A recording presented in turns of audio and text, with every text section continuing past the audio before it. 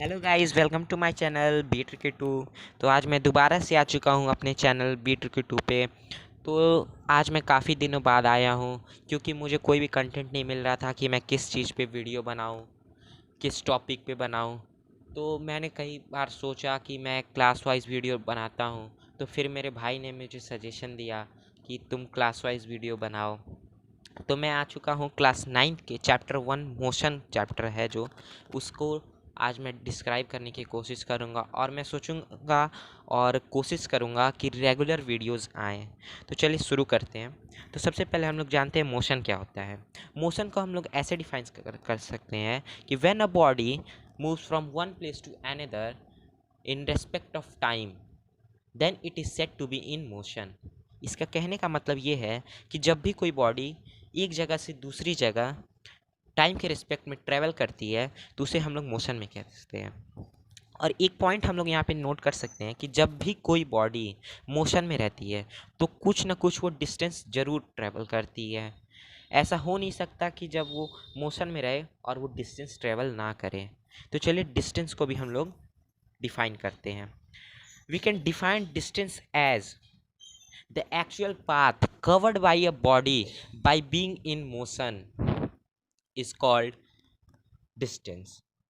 Means इसका है कि जो भी एक्चुअल पाथ रहता है जो बॉडी कवर करती है मोशन में रहने से, मोशन में रह करके जो भी पाथ कवर किया जाता है, जो भी डिस्टेंस मीन्स जो भी रास्ता कवर किया जाता है वो डिस्टेंस कहलाता है। हम लोग डिस्टेंस को किलोमीटर, मीटर, सेंटीमीटर से भी मेजर कर सकते हैं, लेकिन इसका ऐसा यूनिट है मीटर, जो एम से डिनोट होता है। Distance is a scalar quantity. Distance जो होता है वो एक स्केलर क्वांटिटी होता है। डिस्टेंस इज ये scalar quantity just because it has only magnitude not direction. अब हम लोग स्केलर क्वांटिटी को भी डिफाइन कर देते हैं कि the quantity which have only magnitude not direction is called scalar quantity. Example distance, speed, mass and furthermore there are many scalar quantity we can write etc. Distance has only magnitudes, that is why it is a scalar quantity।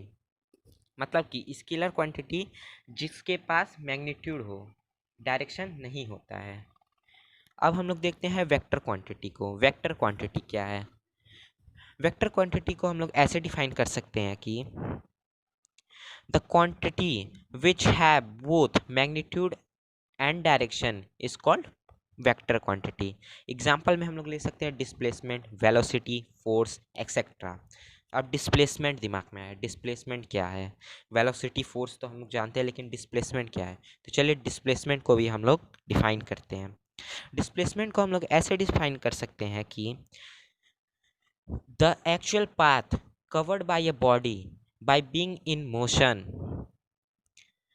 in a particular direction in a given direction means जो भी actual path होता है जो body के द्वारा motion में रह करके ट्रैवल किया जाता है उसको हम लोग डिस्प्लेसमेंट कहते हैं। लेकिन इसके पास एक डायरेक्शन भी होता है कि इस डायरेक्शन में मीन्स 4 किलोमीटर नॉर्थ एक डायरेक्शन भी रहता है। अब हम लोग डायरेक्शन जान गए कि इसके पास डायरेक्शन होता है, तो हम लोग डिस्प्लेसमेंट को हम लोग किस में डिस्क्राइब करेंगे? वेक्टर क्वांटिटी में।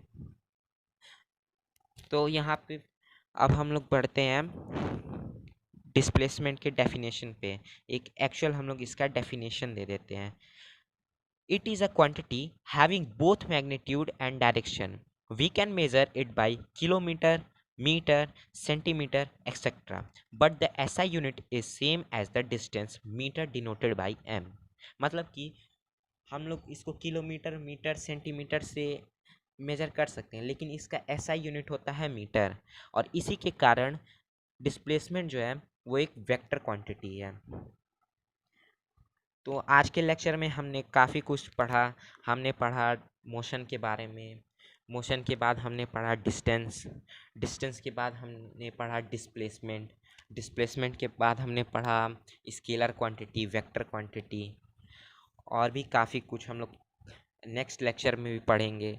और मैं कोशिश करूँगा कि डेली वीडियोस आएँ। और फिर हम लोग यही ट्राई करेंगे कि हमारे सब्सक्राइबर्स जल्दी बढ़ें और हमारी फैमिली और बड़ी हो। Thank you, take care and good bye.